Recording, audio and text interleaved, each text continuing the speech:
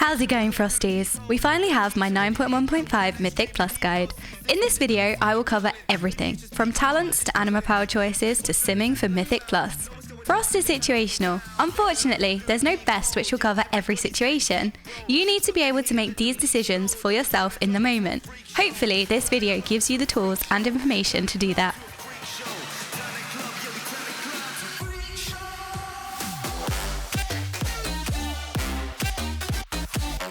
As per the norm, if you would like a written form of topics covered in this video, please check out Toe Grinder's compendium.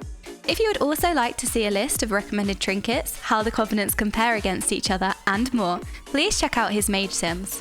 I was also fortunate enough to speak with Azuna to source information for this video, who is currently one of the highest rated Mythic Plus mages in the world. His stream and YouTube, along with all the other resources, are all linked below. To kick things off, let's cover talents. The TLDR is that your talents will pretty much stay the same for all PvE content, shown here. There are some notable talent choices, however. To start with, I will quickly cover Focus Magic on Tier 3. You probably won't find yourself in the situation where you have two Frost Mages in a key, unless you're in my stream. However, it's worth noting that in any multi-target scenario, you proc your Icy Propulsion Conduit enough that Focus Magic isn't worth taking over Rune of Power. Tier 5 is a pure utility tier, other than Ice Ward, which gives you 2 charges of Frost Nova. Frost Nova can be used when your orb is ticking on mobs during Icy Veins, and the crits gained through this proc your Icy Propulsion Conduit. Outside of this, the extra slow from Frigid Winds can be helpful in very niche situations, such as during Necrotic Affix weeks to help the tank kite. A well-timed Ring of Frost can be used as an interrupt, much like a stun, along with having some other situational uses. However, if you don't have much experience in Mythic Plus or know what you would use it for, I would only take it if your group asks for it. For the most part, you would run Ice Ward to proc Icy Propulsion and get those extra resets on Icy Veins. Many of you may see some high-end Frost Mages take the talent Freezing Rain over Splitting Ice in some dungeons. It requires extremely coordinated high keys with big pulls in order to make it worth it. If you are not consistently pulling this way, you will do more damage with Splitting Ice. Recently, there has been some misconception regarding this talent. People seem to think that Freezing Rain is AoE and Splitting Ice is not. This is incorrect. They both are extremely strong in AoE. Which one does more damage comes down to the size of the packs you are consistently pulling throughout a dungeon. Consistently being the key word. Don't play for that one big pull in the key, play for the whole dungeon. These larger routes can only realistically be carried out in a handful of dungeons, which would be The Other Side, Halls of Atonement, Sanguine Depths, and Necrotic Wake. As a generic rule of thumb, Theatre of Pain, Plaguefall, and Spires of Ascension would traditionally be Splitting Ice dungeons, and arguably Mists of Turner Scythe.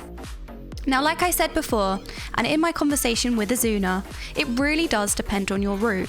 If you're in an extremely high key and you're pulling massive pulls, then you could run Freezing Rain in any of these dungeons. However, if you're pulling pack by pack with some doubles, which, to be fair, 99% of the community will, you will gain more damage from Splitting Ice. Honestly, in the majority of keys, especially pug keys or low keys, you would gain much more damage from Splitting Ice, especially if your tank is not keeping mobs in Blizzard. One of the first questions people have with a new spec is what stats and stat percentages should I aim for? I'd like to clear this up as there are a lot of common misconceptions when it comes to stats. First of all, and this applies to all 3 mage specs, exact stat values and stat percentages do not matter. I cannot be clear enough, you do not aim for certain percentages of stats. You always sim your character using Raidbot's top gear, equip what the sim tells you is an upgrade, with almost no thought on what stat percentages that leaves you at. There are very few stat breakpoints in the game of utmost importance, and any that there are will always be reflected in the sims. If it is a DPS increase for you to hit a breakpoint, the sim will put you at it. If not, then it won't. This isn't something you individually manage. I will explain how to sim for Mythic Plus after this segment. So with all of this aside, it's still helpful to know what items and stats to look out for. The stats for Frost are all very close and work off each other nicely. Crit, Haste, and Verse are all good, with Mastery being the lowest priority. For very high-end Mythic Plus, and I'm talking around 26 keys and higher, Verse has immense value due to the damage reduction. Even below this key level, prioritizing Verse doesn't cost you anything, but it could save you from dying. Due to the large intellect stat budget on items, item level will be an upgrade most of the time, even if the item has mastery, which is why it's so important to sim using top gear every new piece of gear that you acquire. If you are looking for a rough guideline on things like trinkets, you can run Droptimizer on raid bots to see which trinkets to target with your current gear setup. If you want a generic trinket list, please go to ToeGrinder's Mage Sims. However, remember that simming your gear is the only accurate way to see what's an upgrade for your personal character. Now, for Frost specifically, it does have a soft cap at 33.34% crit. The reason it's a soft cap is that at this level of crit, our chance to critically hit frozen targets is 100.01%, due to our passive Shatter. Outside of this, our spells follow the normal crit rules, hence why it's a soft cap and not a total cap. It's not a goal to reach this level of crit. Do not listen to anyone that tells you you need 33% crit, as it is outdated information and incorrect. Your sim will put you at whatever crit is an upgrade for your character depending on the gear you have available. I have multiple questions per stream asking about my crit. I've been able to hit crit cap for most of the expansion now, and my sim very rarely, if at all, puts me at exactly. I'm stating this just to explain that you do not need to hit 33% crit. Again, just to reiterate, it is a soft cap, not a goal. As a last note, people put far too much emphasis on stats in modern day WoW, when in reality, it's the buttons you press and how you press them that will actually make up the difference. Marginal stat differences will not save you. Optimizing your movement, dealing with mechanics well, maintaining uptime, not cancelling casts will all improve your DPS, not just changing a stat gem. Right, after spending so much time telling you all to sim, let's go into detail with how to do that. To start with, only ever use top gear and never use stat weights. Individual stats, percentages and weights are an outdated way of thinking about the game. Stat weights are no longer an accurate measure or method of comparing gear, so if you are still using the add-on called Pawn, I highly recommend you remove it. Just use top gear, equip what the sim tells you without thinking of your stat weights or percentages. So, how do you sim for Mythic Plus? For starters, always use Patchwork fight style for any sim that you run, whether it be single target, AoE or any of the raid fights. Don't get caught out by this. Mage APLs aren't built for hectic AdCleave, dungeon slice, light movement and the rest, so please always select Patchwork to make sure the sim gives accurate results. Mythic Plus is a little bit tricky to sim for, as there are no exact ways to sim for it. So what you have to do is recreate various scenarios you will find yourself in throughout a dungeon, then use a bit of common sense and compare the results. To sim an individual generic trash pack, you could sim Patchwork 4 or 5 targets, 40 to 60 seconds, Bloodlust off, and raid settings such as Domination set bonuses off. The problem with simming a short burst individual trash pack is that this short time can make certain things seem a lot stronger. For example, some trinkets will sim best in this scenario because it's short burst, but what you have to bear in mind is that you won't have that trinket off cooldown for every opening on every trash pack. As well as overvaluing, this short time can also undervalue some gear such as other trinkets and conduits. So bearing all of this in mind, it's actually recommended that you sim a few trash balls in a row. You do this by upping the time to around 2 or 5 minutes. These are the settings I always run.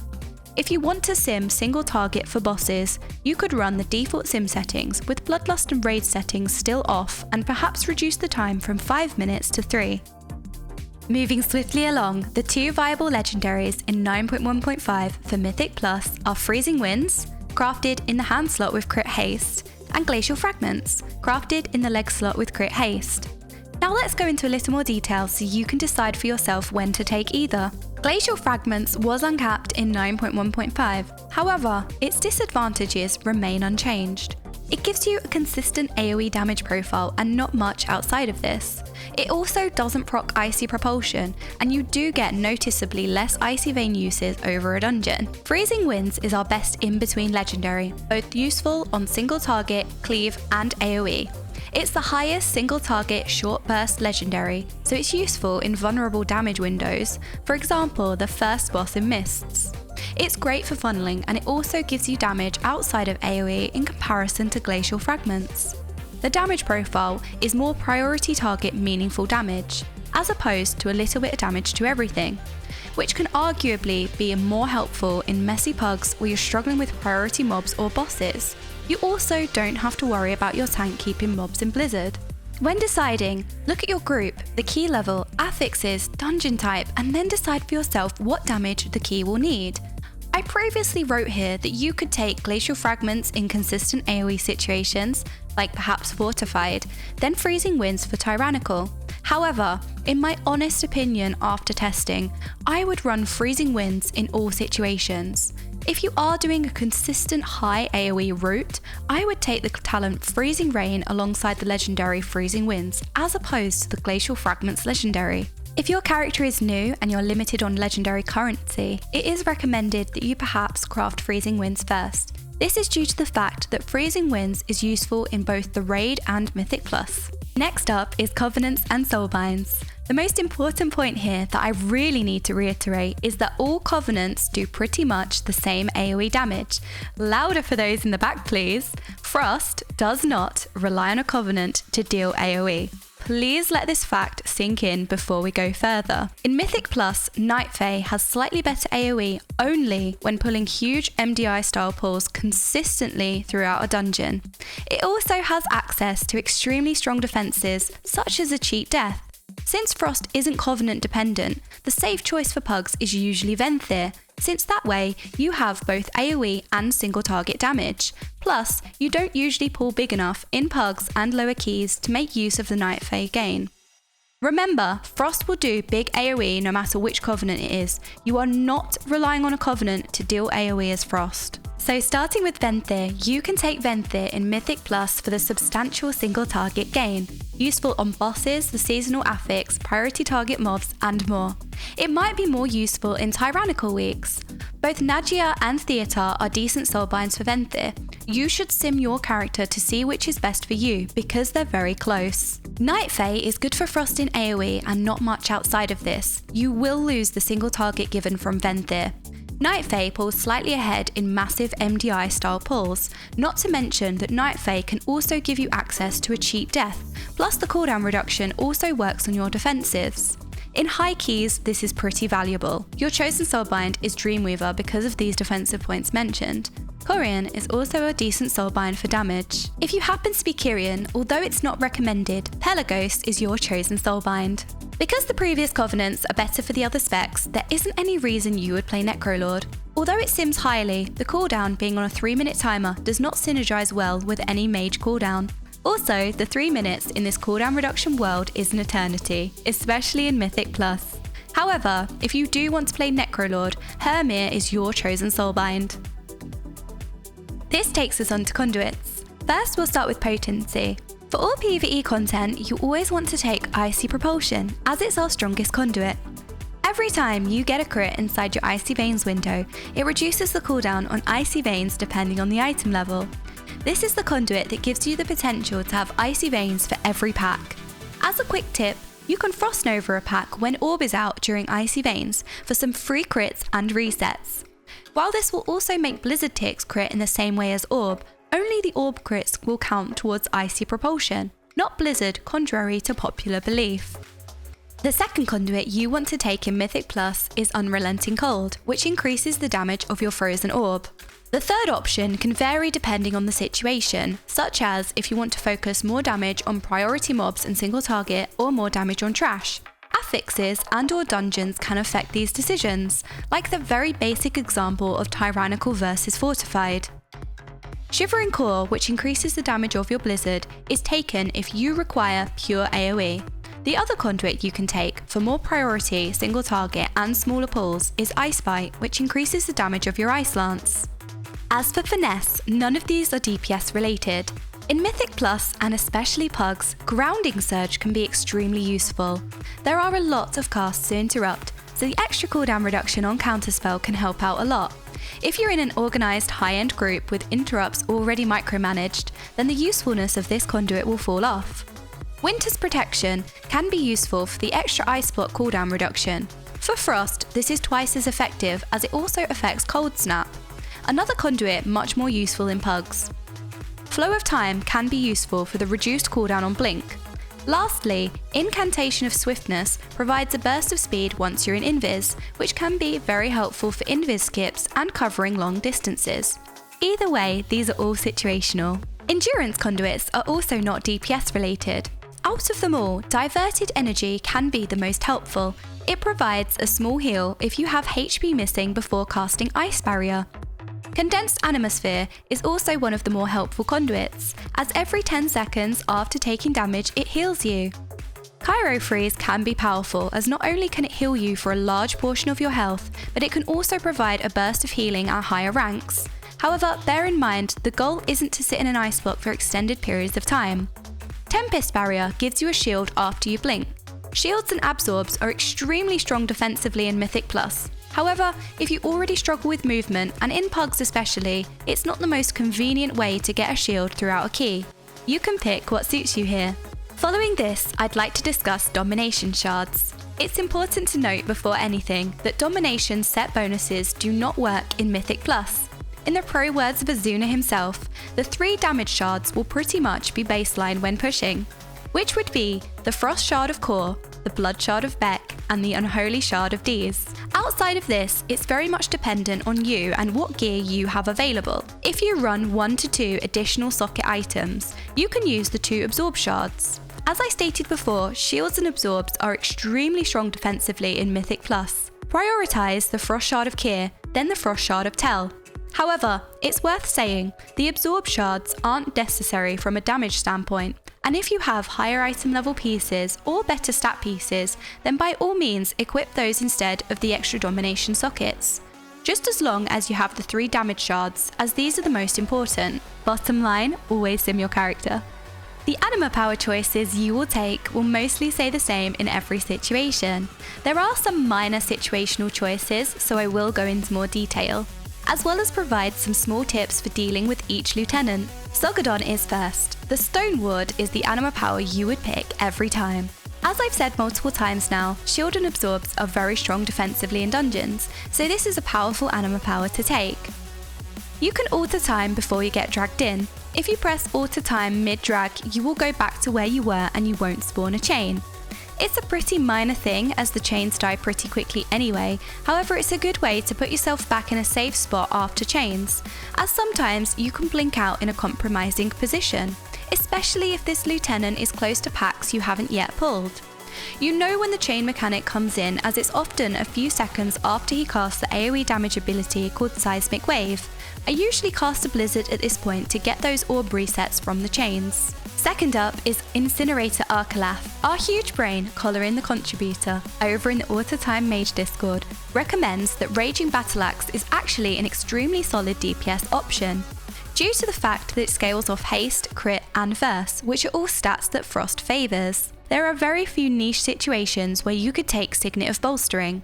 It can be worth taking in very high tyrannical keys, where there are adds around a boss. For example, in Plaguefall, it can be strong on the 3rd and last boss especially. It's also extremely strong during explosive affix weeks due to the fact that explosive kills count towards the bolstering power. The extra crit gained from Champion's Brand is also a potential option. If you are at or close to the 33.34% crit soft cap, crit does fall off in value past this point. However, it's not a completely dead stat. On single target, the drop-off is more significant. However, in AoE, the slope remains fairly constant. Seeing as the majority of your time in keys is spent on AoE trash, it's perfectly fine to take Champion's Brand. I have seen mentions of purposefully lowering your crit to accommodate for the extra crit. However, most weeks it's not guaranteed you will get the Anima power early on in the dungeon. It can be towards the end of a key. It's safe to say you can take this power without thinking about it too much, even though there is a crit soft cap. There is a way you can add an enchant to your sim to account for this power. It's a little bit complex, and the best way to find out about this is to check in the Autotime Mage Discord, or my own. However, ultimately, Raging Battle Axe is a very strong DPS option, and you are safe to take this every time. Incinerator Arcalath is a fight style close to Season 1's Affix Pride. It can get very healer intensive with the debuffs that go out. You can Ice Block to remove this debuff. Other race yours, such as Night Elf's Shadow Meld and Dwarf's Stone Form, also remove it. As a small tip, try and place your rune of power down, stand on the edge to bait the fire away from your rune, and then move back into it. The radius of the fire swirl will push you completely off of your rune if it's baited directly on top.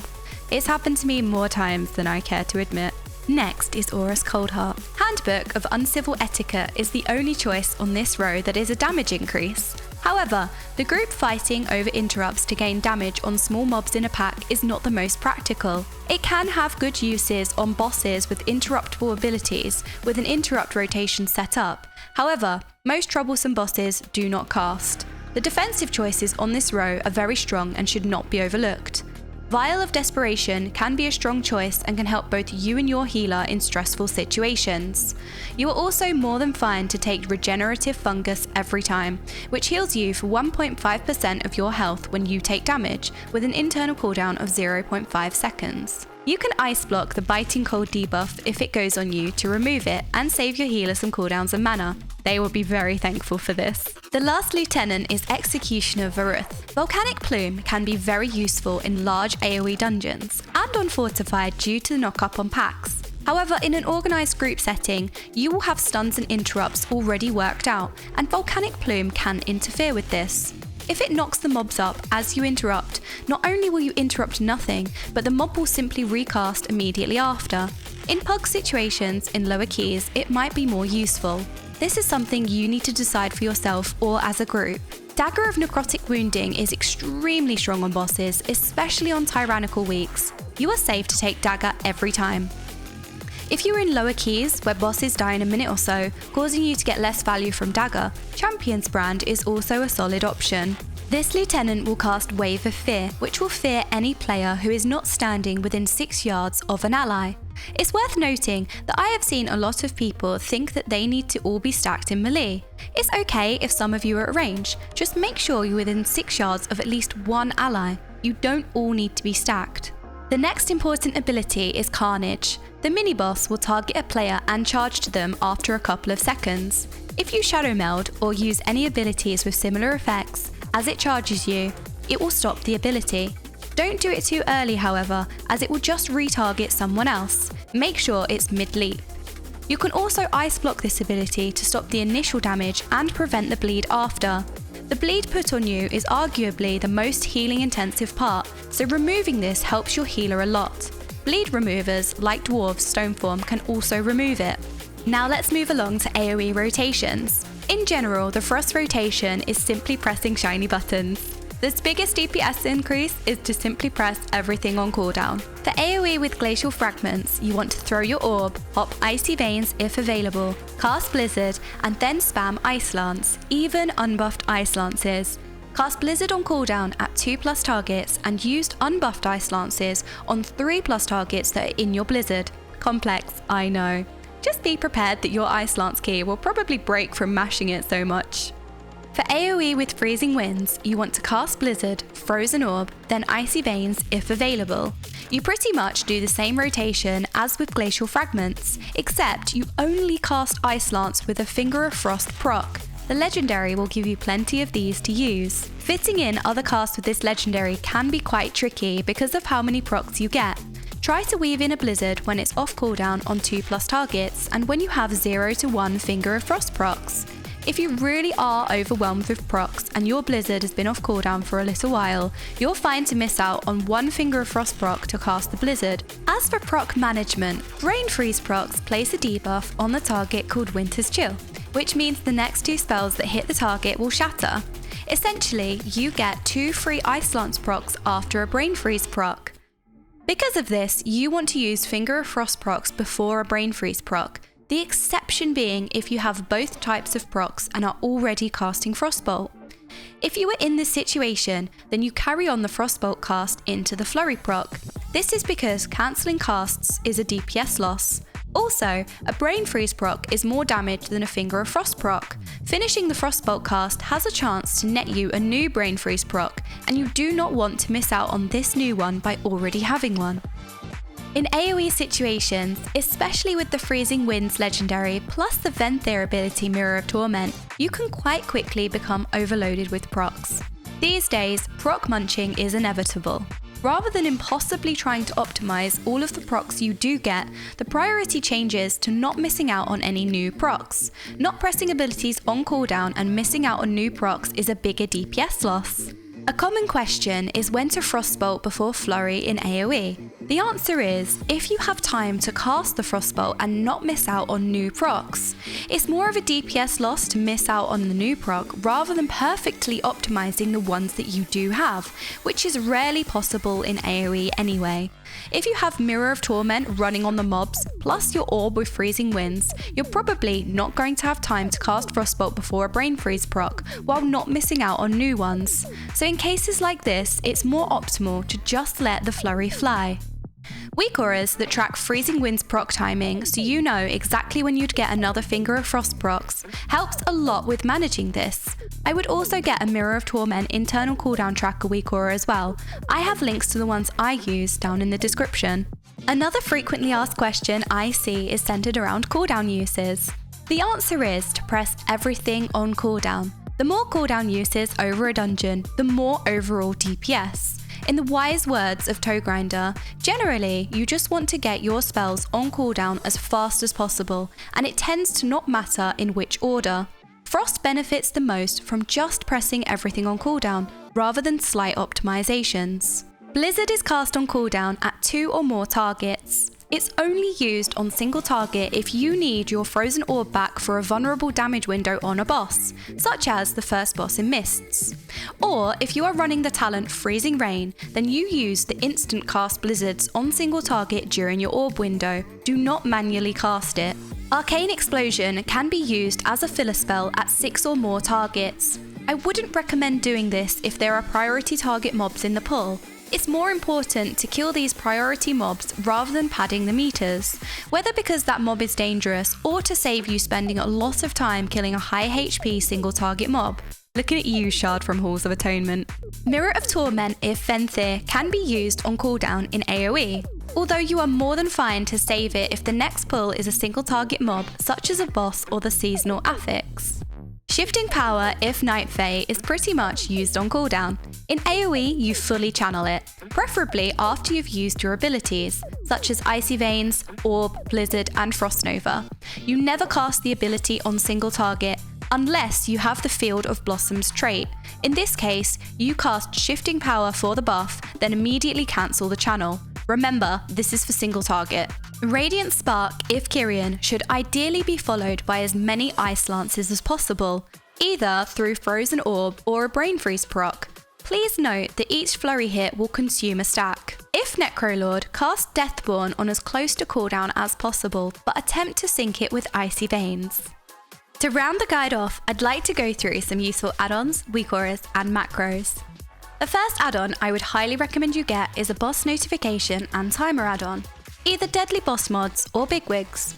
You need to download both Big and Little Wigs if you choose this one, so take note of that. For the purpose of this segment, I will just refer to it as Bigwigs.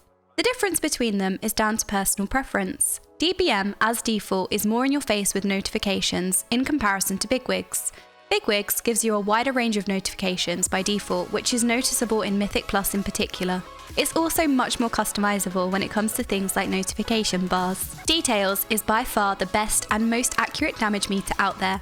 It provides a massive range of data, helpful for analysing wipes, while being easy on your CPU. I'd recommend getting the Simulation Craft add-on to be able to get your character string code to sim yourself on raid bots. You really should get into the habit of simming your character. I cannot stress enough how important this is. I'd also say that a good nameplate add-on such as Plater is extremely important in Mythic Plus. They give you extremely valuable information. I honestly feel blind in dungeons without proper nameplates. The last add-on I would consider mandatory, which is Weakauras. Wago.io is the central hub for all Weakauras. You can easily find ones to suit your needs. I'd personally recommend a few I find useful, which I will link down in the description. The first one isn't Mage specific, however it's pretty important, which is an interrupt tracker. There are a lot of casts that need to be interrupted in Mythic Plus, some of them being crucial. If you are pugging and have no comms, it's an easy way to see whose interrupt is available for these crucial casts. Most importantly, it really helps you see if you are the only one that can interrupt that group killer cast. It also helps people in an organised group to call kicks. The The second one I find useful is a Rune of Power tracker. This one clearly shows you the duration left, plus it will turn grey when you move out of range of it. Other than this, generic cooldown tracker Weakauras work really nicely. I'd personally recommend an Icy Veins uptime tracker, a Freezing Winds legendary proc tracker, and an internal cooldown Mirror of Torment tracker if Venthyr. As for macros, I would recommend you use cursor macros for things like your Blizzard. This means when you cast Blizzard, it will cast at your cursor's location. It saves you that extra click, which makes you much more efficient. Plus, this lack of downtime will add up and increase your DPS overall. I'd also recommend you get a mouseover macro for Remove Curse, which when used will decurse the player's nameplate your mouse is hovering over. There are some nasty curses in Mythic Plus, notably the Silence in Sanguine Depths. If this goes on your healer, you want to decurse them ASAP. This mouseover makes this process very efficient and quick. Thank you for bearing with me on this video. It's later into 9.1 than I would have liked to release it. However, with Blizzard making a lot of good changes recently, it was more important to me to make sure all the information was accurate and up to date rather than pushing out an early video for clicks. If anything does change, however, I will leave it in a pinned message below. And that's it for this video. I hope you enjoyed it and found it helpful. See you in the next one. Bye bye!